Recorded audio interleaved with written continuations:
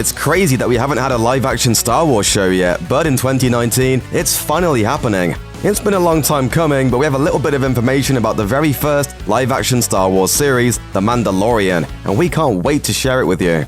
A frontier far, far away. They say the Star Wars universe has room for an infinite number of stories, and now we know what this particular story is.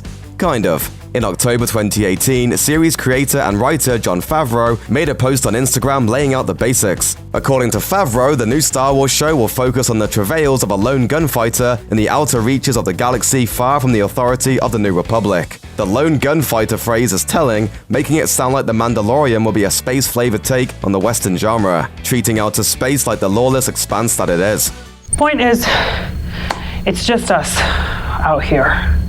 Star Wars already owes a debt to Westerns. The story goes that George Lucas screened Sergio Leone's Once Upon a Time in the West for the Star Wars crew before filming, and that's an easy story to believe. The original Star Wars trilogy is full of nods to classic Westerns. Heck, Star Wars sound editors reportedly even gave Boba Fett the sound of spurs jangling when he walks. It looks like The Mandalorian will lean into the genre too. Manda-what?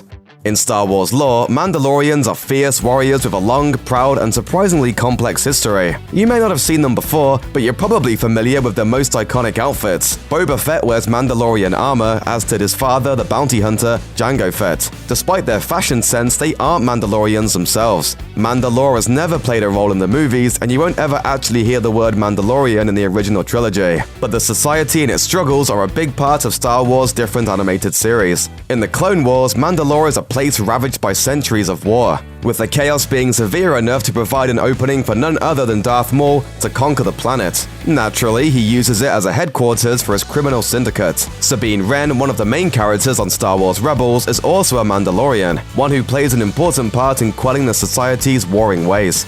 Edge of the world. During an interview at the premiere of Solo, Jon Favreau went ahead and explained when The Mandalorian is supposed to take place, and the time period sounds full of opportunity. Favreau explained that The Mandalorian takes place about 7 years after Return of the Jedi, or roughly 2 decades before The Force Awakens. By this point, the Rebel Alliance has transformed into the New Republic, while the former Imperials who'd eventually formed the First Order are still licking their wounds in the galaxy's unknown regions. The Mandalorian is purported to have a remote setting, taking place far away from the New Republic. So would be surprised to see any characters from the movies show up. When The Mandalorian takes place, Luke would be busy scouring the galaxy for Force-sensitive artifacts and old Jedi knowledge. Poe would still be a kid, Finn would be an infant, and Rey wouldn't have even been born yet. One big Rebels connection. Jon Favreau isn't adapting Star Wars to the small screen on his own. There is another. The Iron Man director is also getting a hand from a creator some fans will recognize, Dave Filoni. He may not be a household name, but if you're a modern-day Star Wars fan, you probably know his work. Filoni directed the Clone Wars feature film, which, let's face it, isn't really something to brag about. But he also worked side by side with George Lucas to bring the subsequent superior animated series to the air. Filoni also co-created both Rebels and the newest Star Wars cartoon, Resistance. In other words, he's the guy behind a lot of the best parts modern Star Wars canon. According to The Art of Star Wars, The Clone Wars, Filoni is the brains behind Anakin Skywalker's beloved apprentice, Ahsoka Tano. On Rebels, Filoni and his staff raised questions about the Jedi's relationship with the Force years before The Last Jedi. He even voiced Chopper, Rebels' scene-stealing droid. Now Filoni will be bringing his take on Star Wars to The Mandalorian too. He's one of the show's executive producers, and he'll make his live-action directing debut by helming The Mandalorian's very first episode. The other big Rebels connection.